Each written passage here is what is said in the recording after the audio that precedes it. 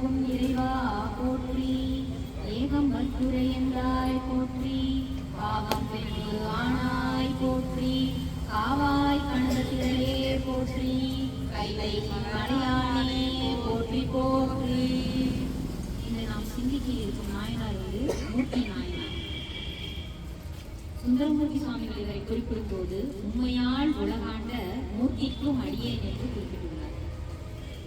இவர் வந்து மதுரையில் அவதரித்தவர், வணிகர் குலத்தை சார்ந்தவர்.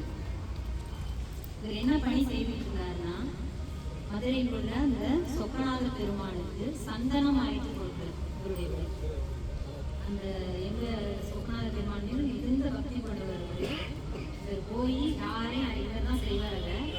சந்தன காப்பு செய்வதற்கு, அபிஷேகம் பண்ணுறதுக்கு சந்தனம் எந்த வகையெல்லாம் தேவைப்படுதோ அது எல்லாமே இவர் கையாலேயே அரைச்சி கொடுத்துருந்தார். அவர் பணி தொடர்ந்து நடந்துட்டே இருக்கு. ஒரு காலகட்டத்துக்கு அப்புறம் பார்த்தீங்கன்னா மதுரையில் வந்து ஆட்சி மாற்றம் வரும்போது அவங்க வந்து சமணர்கள் வந்து அவங்களுடைய இதை வந்து பண்ணும்போது இந்த சைவத்தில் வந்து இந்த எல்லாரும் இந்த சுவாமியை வணங்குறத வந்து எப்படியாவது தடுத்து நிறுத்தணும்னு சொல்லிட்டு இவங்க வந்து எல்லா வகையிலையும் முயற்சி பண்ணுறாங்க. ஆனால் மூர்த்தி நாயனார் எதுக்கும் கட்டுப்படுறாரு. இவர் தன்னுடைய பணியை தொடர்ந்து செய்துட்டே இருக்கிறார். இவர் செய்யறத பார்த்துட்டு இவங்க பின்னாடி கொஞ்சம் பேர் போய் சாமியை வணங்க ஆரம்பிக்கிறாங்க, அவங்க பேச்சை கேட்காம.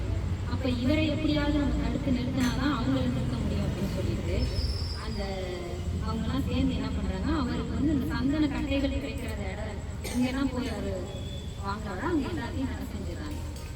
இவர் கையில் இருக்கிற வரைய சந்தன கட்டையெல்லாம் தீர்த்து எல்லாம் காலி ஆயிடுது. காலியானதுக்கப்புறம் இவர் வந்து அடுத்து இவர் என்ன செய்ய போறாருன்னு மக்களும் எல்லாம் பார்த்துட்டு இருக்காங்க. அவங்க மன்னன் எல்லாரும் பார்த்துருவாங்க, இவர் ரொம்ப சிவபக்தனாச்சே, யார் பேச்சும் கேட்காம செஞ்சுட்டு இருந்தாரு, இப்போ எல்லாம் அந்த கட்டைகள்லாம் தீர்த்து இனிமே என்ன பண்ண முடியும் அப்படிங்கிற மாதிரி எல்லாரும் பார்க்குறாங்க. மக்களும் வந்து அவர் பக்தி அதிகமாக இருந்தவர் என்ன பண்ணுவார் அப்படின்னு எல்லாரும் யோசிச்சுட்டு இருக்கும்போது மறுநாள் வந்து வேணும் சந்தன கட்டை கிடையாது, நேராக போகிற சொக்கநாத பெருமான் எனக்கு வந்து எல்லா வழியும் அடைச்சிட்டாங்க, அந்த கட்டையை கிடைக்கல, ஆனால் என்னை நிறுத்த முடியாது, எந்த வகையிலையும் என்னால் நிறுத்த முடியாது, நான் செய்கிறது மட்டும் அப்படின்னு சொல்லிட்டு தன்னுடைய முழங்கையே சந்தன கட்டையாமா நான் வந்து கையே அழைச்சி உனக்கு நான் இது பண்ணுறேன்னு சொல்லிட்டு இந்த கல்லில் இவரோட முழங்கையை வச்சு தேய்க்க ஆரம்பிக்கிறார்.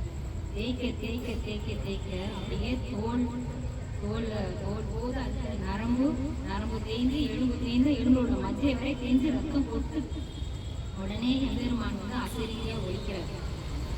என் மீது கொண்ட அன்பின் மிகுதியால் நீ செய்வதை முதலில் நிறுத்து அப்படிங்கிறார். இனிமே வந்து நீ இது மாதிரி செய்யாத அப்படின்னு சொல்றாரு. சொன்ன உடனே எல்லாம் மாறும், உனக்கும் ஒரு பரிசு கிடைக்கும், நீ செய்வதை நிறுத்து அப்படிங்கிறார். நிறுத்தின உடனே அடுத்த உடனே அவர் கை வந்து பழையபடி மாறின உடனே வந்து அன்று இரவே அந்த மன்னனுக்கு வாழ்நாள் முடிகிறது. அவருக்கு வாரிசும் கிடையாது. மறுநாள் வந்து ஆளுக்கு மன்னன் கிடையாது.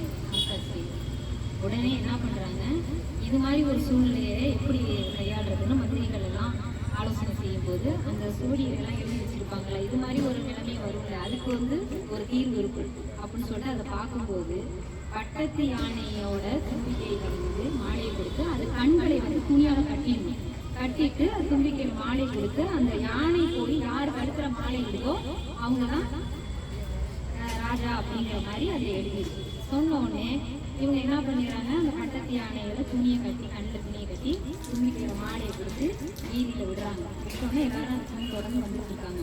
மக்கள் எல்லாம் வெளியில வந்து அதை வேடிக்கை பார்த்து நிற்கிறாங்க. இவர் வந்து எப்போதும் போல சுவாமியை சொக்கநாதரை தரிசனம் பண்ணிட்டு இவர் மூர்த்தி நாயனார் வந்து மக்களோட மக்களாக இவர் வந்து நின்று பார்த்துட்டு இருக்கிறப்ப இது யானை வந்து அந்த கூட்டத்துக்கு நடுப்புற போய் உள்ள பூந்து அவர் கழுத்துல கொண்டு போய் மாலையை போடுது. மூர்த்தி நாயனார் கழுத்துல போய் அந்த மாலையை போட்ட உடனே இவருக்கு ஒண்ணுமே புரியல, என்ன நடந்ததுன்னே ஒன்றும் புரியல.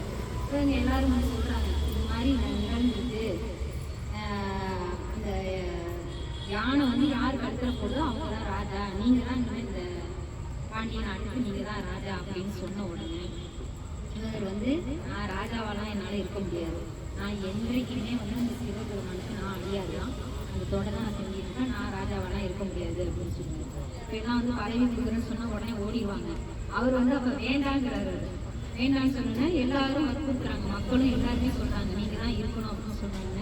இவர் ஒன்றும் சொல்ல முடியல. உடனே என்ன சொல்றாரு, நான் வந்து அரசவையில் உட்காந்து ஆட்சி செய்ய மாட்டேன், நான் வந்து இப்படியே தான் இந்த சிவகோலத்திலே தான் நான் வந்து என்ன செய்கிறேன், நான் இல்லாட்டினா அங்கெல்லாம் நான் வரமாட்டேன் அப்படிங்கிறாரு. நீங்கள் எப்படி இருந்தாலும் பரவாயில்ல, நீங்கள் தான் ஆட்சி புரியணும் அப்படின்னு சொல்லிடுறாங்க. ஜடாமுடி தரிக்காது, மணிமுடி தரிக்காது, ஜடாமுடி தரித்து ஆபரணங்கள்லாம் அணியாம ருத்ராட்சம் அணிந்து அந்த சிவ பழமாகவே இருந்து ஆட்சி புரிந்தார். அவருடைய ஆட்சி நல்ல, அவர் செய்த ஆட்சி முறையை பார்த்து பக்கத்தில் இருந்த மன்னர்கள்லாம் வந்து வியந்து போயிடுறாங்க. ஏன்னா வந்து சாதாரணமா இருந்தவர் ஒரு மன்னருக்குள்ள எந்த ஒரு இதுவும் கிடையாது, ஆனா அவர் ஆட்சி புரியும் போது அவருக்குள்ள தகுதி எல்லாத்தையுமே அந்த இறைவன் கொடுத்துடுறாரு. அவர் ஒரு பரிசு தரேன்னு சொன்னார்ல, அந்த பரிசு தான் இது.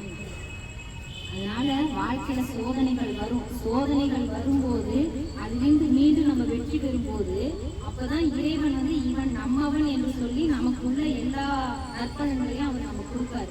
சோதனை வந்தவனே சோர்ந்து விழுந்து